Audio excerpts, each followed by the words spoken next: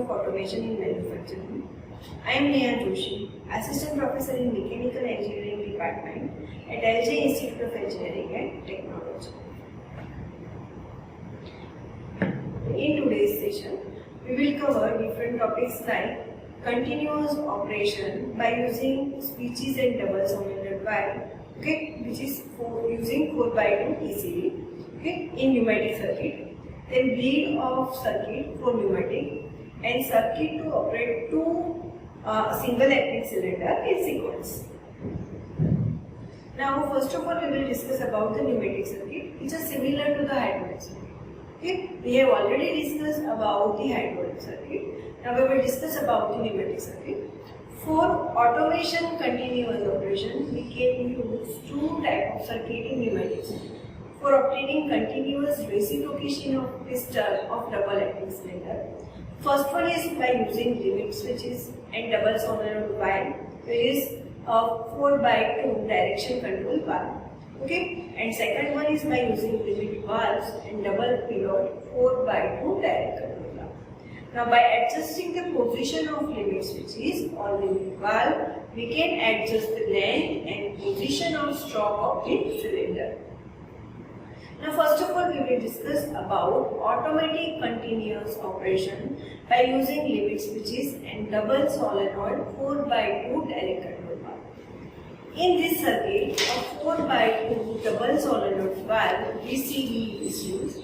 There are two limit switches to operate this 4x2 direct control valve, which is LS1 and LS2 that you can see here in the diagram. When a limit switch is pressed, electric current flow to the connected solenoid and hence the spool of 4x2 direct control valve shift to the other position.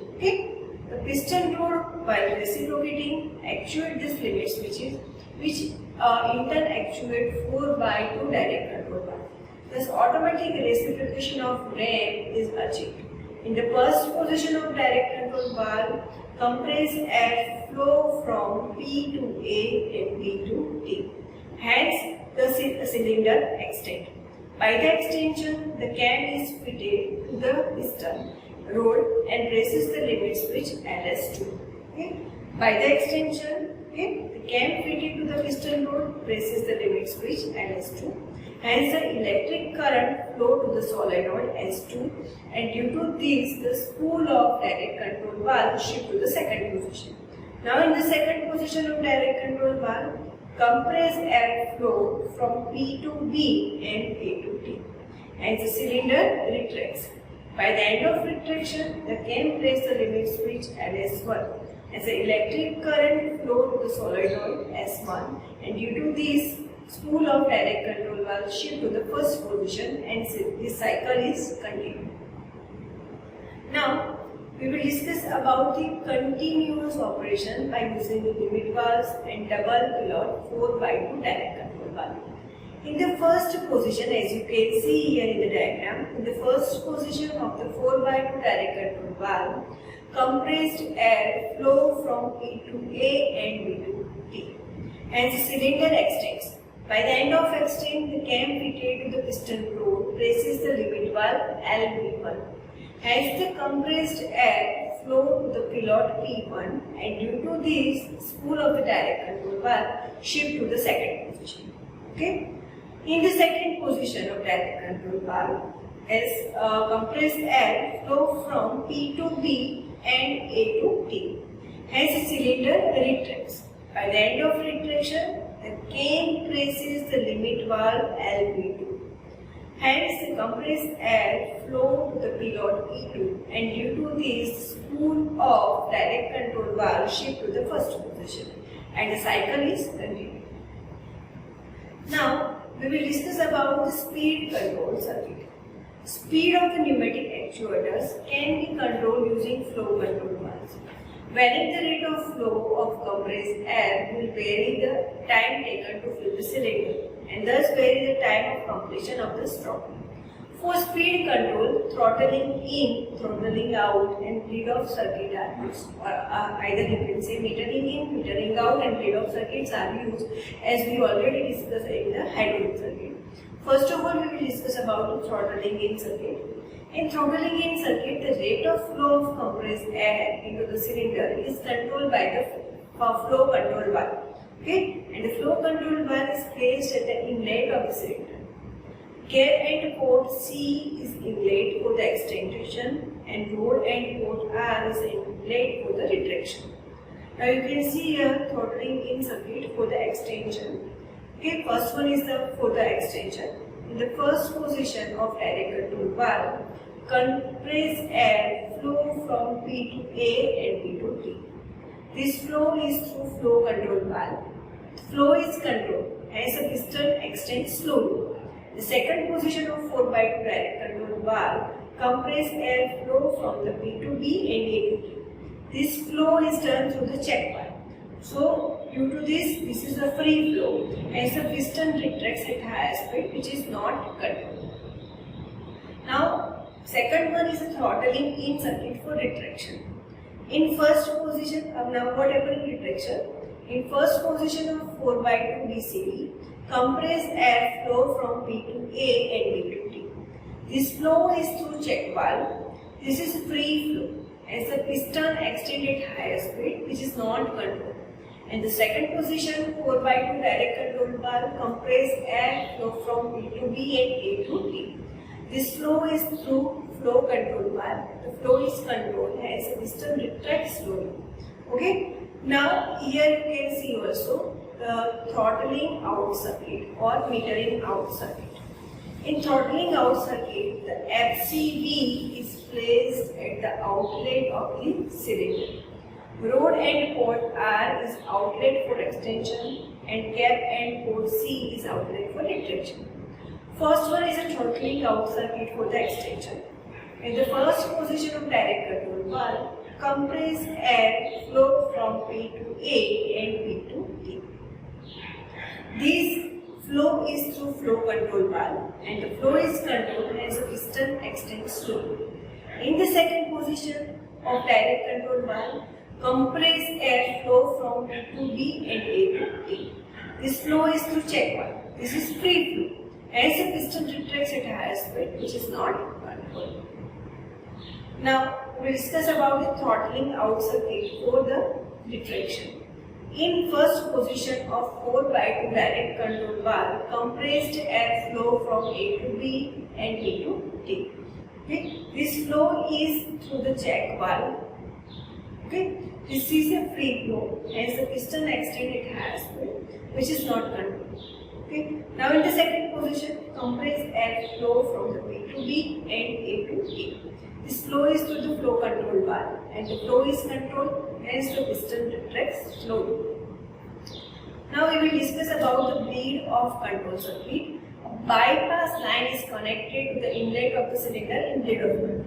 The cap and port C is inlet for the extension and rod and port R is inlet for retraction. Flow control valve is placed in the bypass line. Now you can see here the bleed of circuit for the extension. First one is for the extension and second one is for the retraction. In first position of 4/2 direct control valve, compressed air flow from P to A and B to T. But this flow control flow because a controlled amount of compressed air is released to the atmosphere through FC. Only the remaining amount of compressed air is flowing into the cylinder. Hence piston extends slowly. In second position, the direct control valve, compressed air flow from P to B and A to T. This flow is free flow. Okay, there is a no flow control valve in the line. Hence the piston retracts at high speed, which is not controlled. Now you can see a bleed off circuit for the retraction. Second one is the bleed off circuit for the retraction. In the first position of 4/2 direct control valve, compressed air flow from P to A and B to T. This flow is free flow. There is a no flow control valve in this line and piston extends at high speed, which is not controlled. In the second position, compressed air flow from P to B and A to T. This is here the flow is controlled by the flow control valve. Okay, so only the remaining amount of compressed air is flowing into the cylinder. hence piston retracts slowly. Okay, so this is breakup circuit. Now we will discuss about the circuit to operate two single acting cylinders in sequence. As you can see here, when the lever of 3/2 direct control valve is in first position, compressed air is supplied to the inlet port of the sequence valve. It flows directly to the outlet port 1 and cylinder 1 extends first. By the end of extension of cylinder 1, pressure in the line increases, hence the poppet of sequence valve lift off from its seat and to allow the compressed air to flow to port 2. Hence, cylinder 2 also extends. When the lever of 3/2 direct control valve is shifted to the second position, both the cylinders retract simultaneously. Now we will discuss about the pneumatic circuit to operate two DAC double acting cylinder in sequence. Now what happens, as you can see here in the circuit, to operate two DAC double acting cylinder in sequence, first position of lever of direct control valve. Okay. During the first position of direct control valve, the double acting cylinder extends. By the end of extension of double acting cylinder, the cam press the limit valve LV1. Okay, here two limit valves are there, LV1 and LV2. Okay, so during the first extension of DAC, the cam presses the limit valve LV1 and the compressed air flow to the second double acting cylinder, and the second double acting cylinder also extends. When the lever of direction control valve is shifted to the second position, double acting cylinder retracts. By the end of retraction of first double acting cylinder, crank presses the limit valve LV2. Hence the compressed air flow to the second double acting cylinder, and double acting cylinder, second one is also retracts. Now we will discuss about the operation of DAC double acting cylinder and single acting cylinder in sequence. Now as you can see here, in the first position of lever of DCV direct control valve, the double acting cylinder extends. Now by the end of extension of the double acting cylinder, the cam presses the limit valve. Hence the compressed air flow to the single acting cylinder and it will extend. When the lever of 4/2 DCV direct control valve is shifted to the second position, the double acting cylinder retracts, and simultaneously single acting cylinder will also retract. Okay, so this is what about the different pneumatic circuits which are used to actuate pneumatic actuators. Okay, thank you for watching this video.